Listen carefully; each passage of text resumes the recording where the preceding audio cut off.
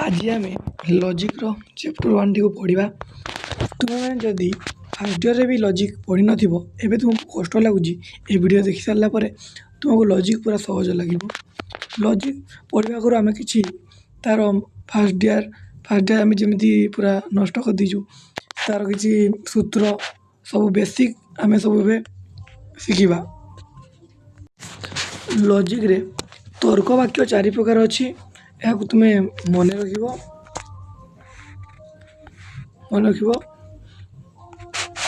तर्क वाक्य गुड़िक हूँ आ ए इ ओ 4टी तर्क वाक्य अच्छी मन रखिदेव।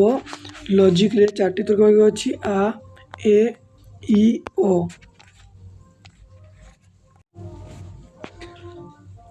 आ तर्क वाक्य हूँ समस्त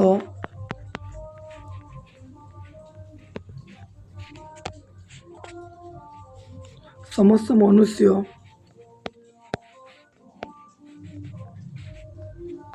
मरणशील अटे।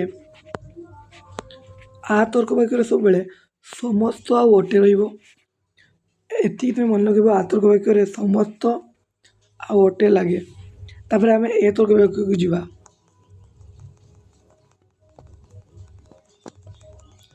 ए तर्क वाक्य कौन सी नुहंती लगे तुम सब खाता नोट कर थाओ। ए तर्क वाक्य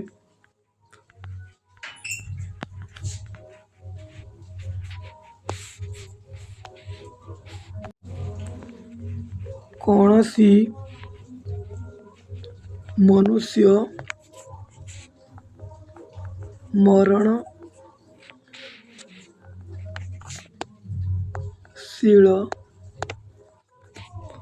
नुहंती नुहे बा नुहंती।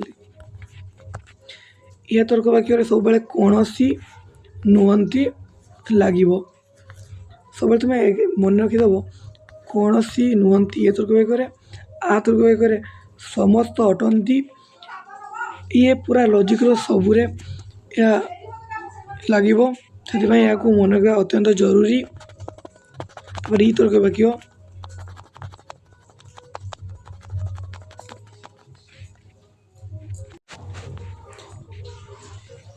ई तर्क वाक्य केतेक मनुष्य मरणशील अटंती। ई तर्क वाक्य लगे केतेक अटंती लगे। ये सब को तुम्हें पूरा भल भाव मन रख ये सब खाता नोट कर रखी था। लास्ट तर्क वाक्य हूँ ओ। ये सब तर्क वाक्य गुड़िक मन रखिले पूरा लजिक सहज लगे। ओ तर्क वाक्य हूँ केतेक मनुष्य मरणशील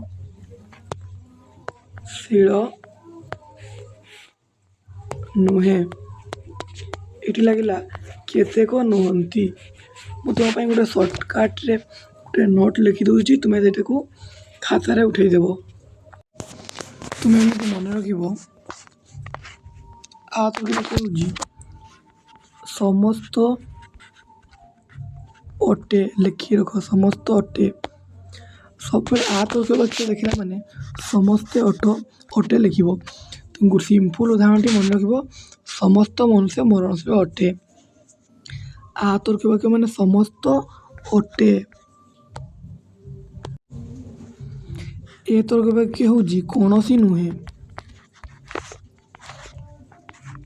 कौन सी नुहे। ई तर्क वाक्य हूँ कौन सी नुहे ई तर्क वाक्य कौन सी नुहे ई तर्क वाक्य सब हम। यार उदाहरण हूँ कौन सी मनुष्य मरणशील नुहे दे पार ए। तापर आसला ई तर्क वाक्य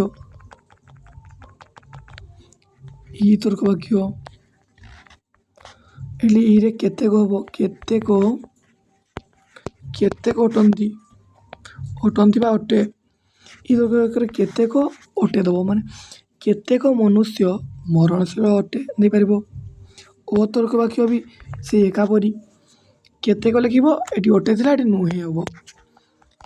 ଅତର୍କ ବାକ୍ୟ ହେବ କେତେକ ମନୁଷ୍ୟ ମରଣଶୀଳ ନୁହେଁ। ତର୍କ ବାକ୍ୟ ଶିଖିଲ, ତାପରେ ଗୁଣ ପରିମାଣରୁ କେଉଁ ତର୍କ ବାକ୍ୟ ଏବେ ଆମେ ଜାଣିବା। ତର୍କ ବାକ୍ୟ ଆମେ ପୂର୍ବରୁ ପଢ଼ିଥିଲି 4 ପ୍ରକାର। ଆ, ଏ, ଇ, ଓ। ଫାର୍ଷ୍ଟ ଆମେ କ'ଣ କହିଥିଲି? ନୁହନ୍ତି, ଏଇଟା ନୁହେଁ। 2ଟା ନଞ୍ଜର୍ଥକ। ନୁହେଁ ମାନେ କ'ଣ? ନୁହେଁ ମାନେ ନଞ୍ଜର୍ଥକ ତର୍କ ବାକ୍ୟକୁ ନୁହେଁ। 2ଟା ହେଇଗଲା ନଞ୍ଜର୍ଥକ।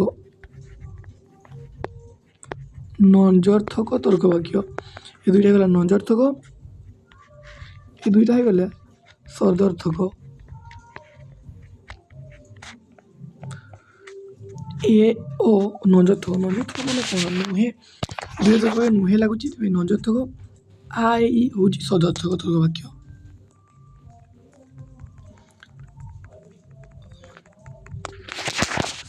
ଆଉ ଆ, ଏ ତର୍କ ବାକ୍ୟକୁ ସାମାନ୍ୟ ତର୍କ ବାକ୍ୟ ମଧ୍ୟ କୁହାଯାଏ।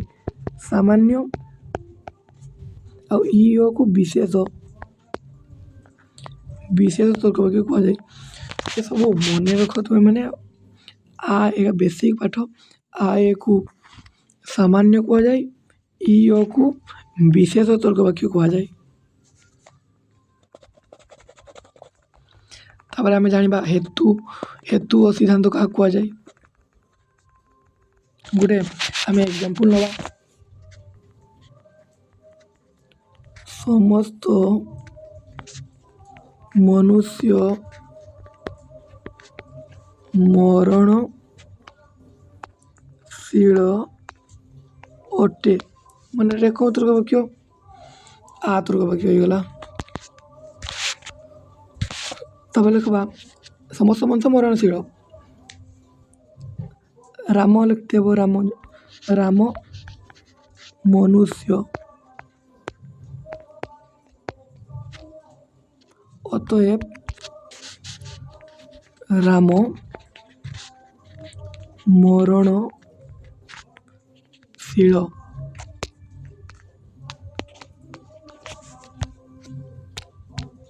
ଆମେ ଫାର୍ଷ୍ଟ 2ଟା ଯେ ତର୍କ ବାକ୍ୟ ଅଛି, ସେ ତର୍କ ବାକ୍ୟକୁ ଆମେ ହେତୁ ବାକ୍ୟ କହିବା।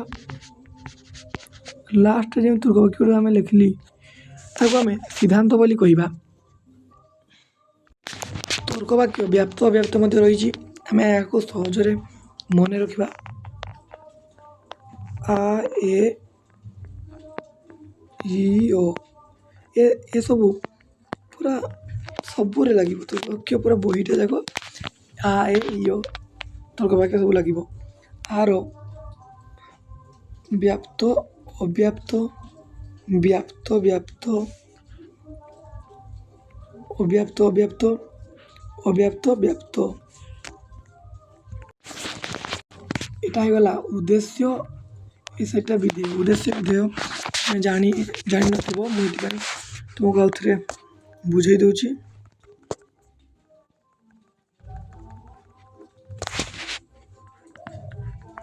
ସମସ୍ତ ମନୁଷ୍ୟ ମରଣଶୀଳ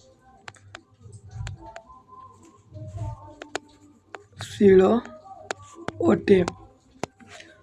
ତର୍କ ବାକ୍ୟର ଯେଉଁ ଫାର୍ଷ୍ଟ ଯେଉଁଟା ଅଛି ତାକୁ ଆମେ ଉଦ୍ଦେଶ୍ୟ କହିବା। ଫାର୍ଷ୍ଟ ଅଛି ଏଟା ଉଦ୍ଦେଶ୍ୟ। ସେକେଣ୍ଡ ଯେଉଁଟା ଅଛି ସେଟା ବିଧେୟ। ଫାର୍ଷ୍ଟ ହେଉଛି ଉଦ୍ଦେଶ୍ୟ ହେଇଗଲା, ତାପରଟା ବିଧେୟ। ଉଦ୍ଦେଶ୍ୟଟା ଫାର୍ଷ୍ଟ ଉଦ୍ଦେଶ୍ୟ, ତାପରେ ବିଧେୟ। ସେଥିପାଇଁ ସେ ସୂତ୍ରଟା ବି ଥିଲା। ଆଗରୁ ଯେଉଁ ମୁଁ ବ୍ୟାପ୍ତ ଅବ୍ୟାପ୍ତ କଥା ଲେଖିଥିଲି ତାକୁ ତୁମେ ସ୍କ୍ରିନସଟ୍ ଭାଇ ଲେଖିଦେବ ଆଉ ପୁରା ମନେ ରଖିଦେବ। କ୍ୱେଶ୍ଚନ୍ ପଡ଼ିଯିବ ଆ ତର୍କ ବାକ୍ୟର କେଉଁ ପଦଟି ବ୍ୟାପ୍ତ? ଫାର୍ଷ୍ଟ ରାଇଟ୍ ଥିଲା, ତାପରଟା ଛକି ଚିହ୍ନ ଥିଲା। ରାଇଟ୍ ମାନେ ବ୍ୟାପ୍ତ। ତୁମେ ଉତ୍ତରରେ ଲେଖିବ ଆ ତର୍କ ବାକ୍ୟର ଉଦ୍ଦେଶ୍ୟ ପଦଟି ବ୍ୟାପ୍ତ। ଏମିତି ଆହୁରି MCQ ପଡ଼ିବ। ଏବେ ଆମେ ଚାପ୍ଟରଟିକୁ ପଢ଼ିବା। ଚାପ୍ଟରଟିକୁ ପଢ଼ି ସାରିଲା ପରେ ଆମେ ପରବର୍ତ୍ତୀ ସମୟରେ MCQ ମଧ୍ୟ କରିବା। ଅନୁମାନ ତ ଆମେ ଆମର +2 ଫାର୍ଷ୍ଟ ଇୟର୍ରେ ଆମେ ପଢ଼ିକି ଆଇଥିବା ଆଉ ଟିକେ ପଢ଼ିଥିବା ଏବେ ଅନୁମାନ ଇଣ୍ଟରନାଲ୍ ଏକ୍ଜାମ୍ରେ ପଡ଼ିବ ଯେହେତୁ 2 ମାର୍କ କ୍ୱେଶ୍ଚନ୍ ଆସିପାରିବ। ଅନୁମାନ ତର୍କଶାସ୍ତ୍ରର ଏକ ଅବିଚ୍ଛେଦ ଅଙ୍ଗ କାରଣ ଯୁକ୍ତିର ବୈଧତା ପରୀକ୍ଷା କରିବା ତର୍କଶାସ୍ତ୍ରର ମୁଖ୍ୟ ଉଦ୍ଦେଶ୍ୟ। ଅନୁମାନ ଓ ଯୁକ୍ତି ମଧ୍ୟରେ ସମ୍ପର୍କ ହେଲା ଯୁକ୍ତି ହେଉଛି ଅନୁମାନ ଭାଷାଗତ ବ୍ୟକ୍ତ। ତୁମେ ଯଦି ପରୀକ୍ଷାରେ ପଢ଼ିବ ଅନୁମାନ କ'ଣ ଅନୁମାନକୁ ଭାଷାରେ ବ୍ୟକ୍ତ କଲେ ତାକୁ ଯୁକ୍ତି କୁହାଯାଏ ହେଲା। ଅନୁମାନକୁ ଆମେ ଯଦି ଭାଷାରେ ବ୍ୟକ୍ତ କରିବା ତାହାକୁ ଯୁକ୍ତି କୁହାଯାଏ। ଅନୁମାନ ଜାଣିଛ ଗୋଟେ ମାନସିକ ପ୍ରକ୍ରିୟା। ଅନୁମାନ ହେଉଛି ଗୋଟେ ମାନସିକ ପ୍ରକ୍ରିୟା। ଆମେ ଅନୁମାନ ବୋଲି ଜାଣିବା କେମିତି? ଗୋଟେ ପାଣି ବୋତଲରେ ଅଧା ପାଣି ଅଛି। ଏଇଟା 1 ଲିଟର ବାଲା ବୋତଲଟା। ଆମେ ଅନୁମାନ କରି କହିପାରିବା ଏଠି 500 ପାଣି ଅଛି। ଜାଣିପାରୁଛି ନାହିଁ ସେଇଟାକୁ ଅନୁମାନ କୁହାଯାଏ। ଅନୁମାନ ପୁରା ଠିକ୍ ହେବ ଭୁଲ ହେବ ସେଇଟା କହିହେବନି। ବାକି ଅନୁମାନ ଆମେ ଅନୁମାନ କରି କହିଦେଇ ନା ଏଇଟା 500 ଅଛି 600 ଅଛି। ଅନୁମାନର ଦୁଇଟି ଅର୍ଥ ଅଛି ହେଲା। ଅନୁମାନ ଏକ ମାନସିକ ପ୍ରକ୍ରିୟା। ଆମେ ଜାଣିଲି କ'ଣ ପାଇଁ ଅନୁମାନ ତ ଆମେ ମାନସିକ ପ୍ରକ୍ରିୟା କରୁଛି ମାନସିକ ପ୍ରକ୍ରିୟା। କିନ୍ତୁ ମାନସିକ ପ୍ରକ୍ରିୟା ଲବ୍ଧ ଜ୍ଞାନ ଭାଷାରେ ପ୍ରକାଶ ହେଲେ ଯୁକ୍ତି କୁହାଯାଏ। ଏଇଟା ଆଗରୁ ଆମେ ପଢ଼ିଥିଲି। ଅନୁମାନକୁ ଭାଷାରେ ବ୍ୟକ୍ତ କଲେ ତାକୁ ଯୁକ୍ତି କୁହାଯାଏ। ଅନୁମାନକୁ ଆମେ ଭାଷାରେ ବ୍ୟକ୍ତ କଲେ ଯୁକ୍ତି କୁହାଯାଏ। 1 ମାର୍କ କ୍ୱେଶ୍ଚନ୍ ଆସିବ ନୋଟ୍ କରି ରଖ। ଯୁକ୍ତି ବୈଧ କିମ୍ବା ଅବୈଧ ହୋଇପାରେ। ଯୁକ୍ତି ବୈଧ ଅବୈଧ ହୋଇପାରେ। ତର୍କଶାସ୍ତ୍ର ଆଲୋଚ୍ୟ ବିଷୟ ଅବରୋହମାନ ପ୍ରକାରଭେଦ। ଆମେ ଅବରୋହମାନର ପ୍ରକାରଭେଦ ପଢ଼ିବା।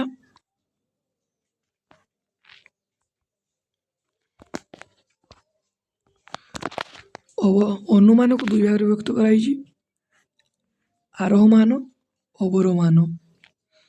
ମନେ ରଖିବ କ୍ୱେଶ୍ଚନ୍ ପଡ଼ିବ ଅନୁମାନକୁ କେତେ ଭାଗରେ ବ୍ୟକ୍ତ କରାଯାଇଛି? 2 ଭାଗରେ ଆରୋହମାନ ଅବରୋହମାନ। ପୁଣି ଅବରୋହମାନକୁ 2 ଭାଗରେ ବ୍ୟକ୍ତ କରାଯାଇଛି ବ୍ୟବହୃତ ଅନୁମାନ ଅବ୍ୟବହୃତ ଅନୁମାନ। ପୁଣି ଅବ୍ୟବହୃତ ଅନୁମାନକୁ 4 ଭାଗରେ ବ୍ୟକ୍ତ କରାଯାଇଛି ଯଥା ସମବର୍ତ୍ତନ ବ୍ୟାବର୍ତ୍ତନ ବିପରୀତ ବର୍ତ୍ତନ ଅନ୍ତରବର୍ତ୍ତନ। ଧ୍ୟାନ ଦେଇ ଶୁଣ। ବ୍ୟବହୃତ ଅନୁମାନ ଏଟା ସେକେଣ୍ଡ ଚାପ୍ଟରରେ ଅଛି। ସେଥିପାଇଁ ଆମେ ଏଟା ଏବେ ପଢ଼ିବାନି। ସେକେଣ୍ଡ ଚାପ୍ଟରରେ ପଢ଼ିବା। ତୁମର କୋର୍ସରେ ସମବର୍ତ୍ତନ ବିବର୍ତ୍ତନ ଅଛି। ବିପରୀତ ବର୍ତ୍ତନ ଅନ୍ତର୍ବର୍ତ୍ତନ ସିଲାବସ୍ କଟିଯାଇଛି। ସେଥିପାଇଁ ଏହା ପରୀକ୍ଷାରେ ପଡ଼ିବ ନାହିଁ। ଆମେ ସମବର୍ତ୍ତନ ବିବର୍ତ୍ତନକୁ ପଢ଼ିବା।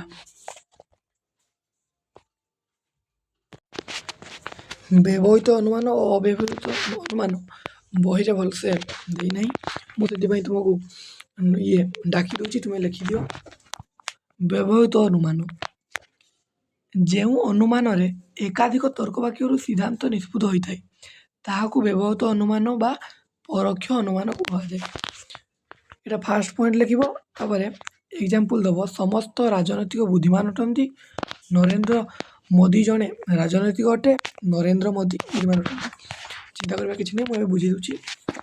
ଯେଉଁ ଆରୋହ ଅନୁମାନରେ ଏକାଧିକ ତର୍କ ବାକ୍ୟରୁ ମାନେ ଏକାଧିକ ମାନେ 1ରୁ ଅଧିକ ତର୍କ ବାକ୍ୟରୁ ଯଦି ସିଦ୍ଧାନ୍ତ ନିଷ୍ପତ୍ତି ହେଲା ତାହାକୁ ଆମେ ବ୍ୟବହୃତ ଅନୁମାନ କହିବୁ। ଅବ୍ୟବହୃତ ତ ଉଲ୍ଟିଆଟା ଗୋଟେ ତର୍କ ବାକ୍ୟରୁ ନିଷ୍ପନ୍ନ ହେବ। ଫାର୍ଷ୍ଟ ମୁଁ ଯେଉଁଟା କହିଲି ସେଇଟା ତୁମେ ଲେଖିଦେବ।